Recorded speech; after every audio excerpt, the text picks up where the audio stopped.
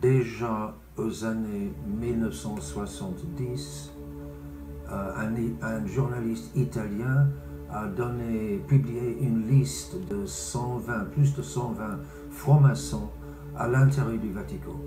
Le Vatican est truffé de la curie, les bureaux du Vatican sont truffés de francs-maçons et la franc-maçonnerie est essentiellement ennemie de l'Église. Beaucoup de monde ne le sait pas. Beaucoup de personnes voient les institutions de bienfaits, de bienveillance de la maçonnerie comme des hôpitaux pour les enfants handicapés, etc. Ils ne voient pas la malice de la franc-maçonnerie contre l'Église catholique. Mais de fait, la franc-maçonnerie a été fondée pour combattre l'Église catholique, c'est sa raison de fond, sa première raison d'être. Et donc, c'est pas surprenant que les francs-maçons aient organisé dans les gouvernements et en même temps dans leur fausse Église ces campagnes de destruction de toute notion chrétienne de la famille et des rapports entre mari et épouse et parents et enfants. Donc la destruction de la famille chrétienne et de la famille naturelle, la famille du bon sens, est le produit d'une conspiration délibérée et consciente et toute puissante contre Dieu.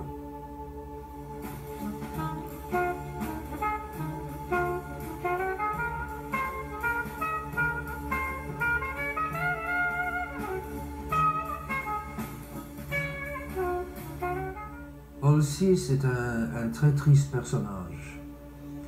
Je crois qu'il était pape, à tel point que certains bons catholiques ont pensé qu'il ne pouvait pas être pape. Il était si mauvais comme pape. Il est responsable d'une telle œuvre de destruction dans l'Église que certains ont pensé qu'il n'a pas pu être pape. Mais ce n'est pas raisonnable. Il était pape. Et il a utilisé toute son autorité pour faire le travail de la maçonnerie. Autrement dit, le travail de destruction de l'Église. Et donc, sa béatification par l'Église officielle montre à quel point l'Église officielle a été faussée.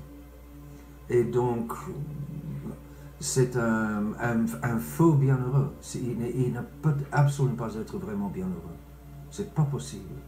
Il doit être... On peut deviner, Dieu sait et Dieu juge. Humainement, on devinerait qu'il est encore au purgatoire. S'il n'est pas en enfer, il est au purgatoire. Il pourra encore faire bien du temps au purgatoire. Parce que ça, c'est un jugement purement humain. C'est Dieu qui sait, c'est Dieu qui juge. Nous ne savons pas. Mais humainement parlant, voyons la chose de façon saine et humaine et catholique, c'est ridicule d'en faire un bienheureux, absolument ridicule. C'est un nouveau bienheureux de la nouvelle Église, par un nouveau procès de béatification. Mais ça n'est absolument pas, ça ne correspond absolument plus à la vraie Église.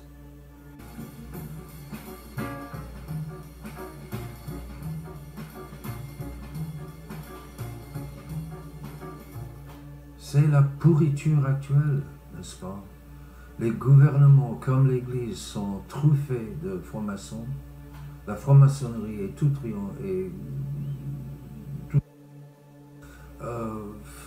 ils font ce qu'ils veulent avec les pauvres députés qui sont des pantins ou des criminels. Et les peu de braves gens ne peuvent pas résister à cette pourriture toute envahissante. Donc, il est absolument faux que les enfants appartiennent en premier à l'État et pas en premier aux parents. C'est absolument faux. Selon Dieu, selon le plan de Dieu, et tous les évêques catholiques devraient le dire, les évêques catholiques de tous les pays devraient s'insurger contre ces criminalités. Et si tous les évêques du monde faisaient, les politiciens seraient obligés de rétrocéder. Hein. Les évêques ont un énorme pouvoir lorsqu'ils parlent pour Dieu et avec Dieu. Mais lorsqu'ils parlent de la pourriture moderne, tout le monde les piétine et les méprise. Et ils méritent d'être méprisés et piétinés. Mais le vrai pouvoir appartient aux évêques, et les évêques aujourd'hui ne l'utilisent pas pour défendre la chose de Dieu. Ils ne connaissent plus la chose de Dieu, ils ne veulent plus connaître la chose de Dieu, ils ne défendent plus la chose de Dieu. C'est tragique.